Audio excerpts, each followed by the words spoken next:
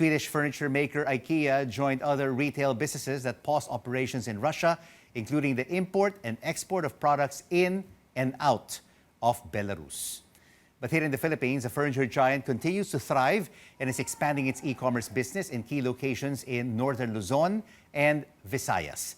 Ike Philippines Georg Platzer joins us tonight for more on their plans. George, thank you so much for joining us. What has been the demand for Ikea products since you opened in the Philippines in November?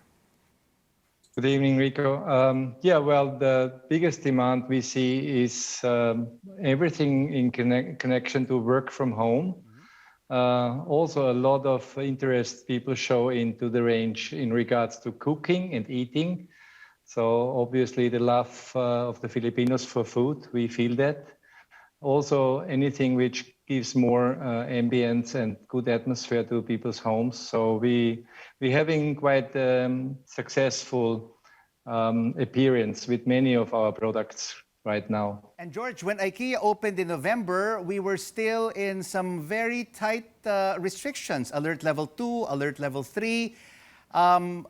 Has your e-commerce purchases since then outperformed your in-store sales as a result of the alert levels?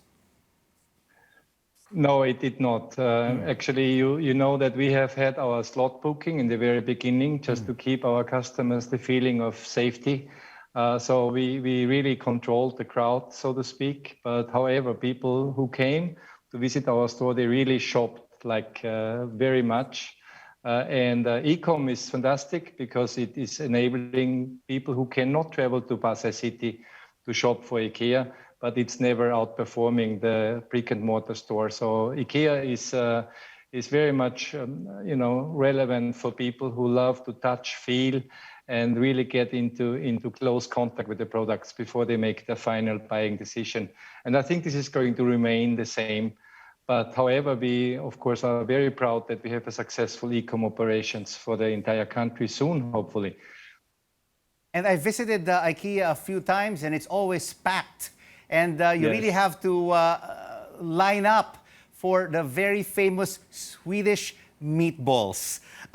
What has been the consumer trend so far, George, and the trends, consumer profile visiting the store so far? It has changed a little bit in the beginning when we did the slot booking. Then it was basically only possible to bring maximum 3 people with you, right? So the main target group or the main group coming to the store was couples, no kids, of course, back then, and also no elderlies. Right now, since we are fully open now with no slot booking needed, basically it's the entire family is coming. It's big group sizes. We see any kind of social group coming, enjoying the Ikea store. So we have a fantastic mix of the Philippine population right now. And how many jobs has Ikea been able to generate for Filipinos since you entered the country several years ago? When we opened the store, we were roughly 500. And just right after opening, we realized we need to bring more people on board. So now we are more than 620 people already. And do you plan to hire more people as you expand your e-commerce business, and plans as well to expand beyond your Pasay City branch? Growing the business will automatically come also with the need for more people, of course. So as soon as we start expanding, then we need more people on board. So what are your plans for expansion, George?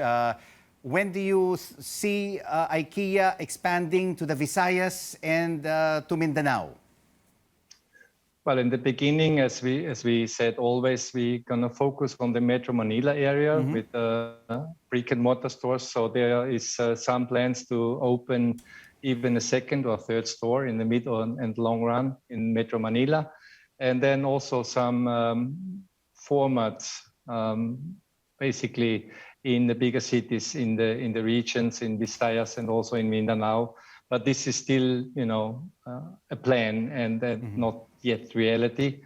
What we will do, of course, is to expand our e-commerce business as fast as possible, so we can also enabling people from the islands to shop in Ikea. And since you opened in November of last year, we've seen a steady rise of oil prices. It has surged yet again over the past 2 weeks. Is this having an impact on your supply chain? Yeah, it will certainly have an impact on our supply chain, like to the supply chain of any other global player, I would say. We don't know yet what exactly it means, but higher prices for gas and petrol is certainly having an impact on the costs of transport, and that at the end will also impact us. But right now we have the prices stable and no signs yet. Georg Platzer, thank you so much for joining us on The Final Word, and good luck with Ikea Philippines.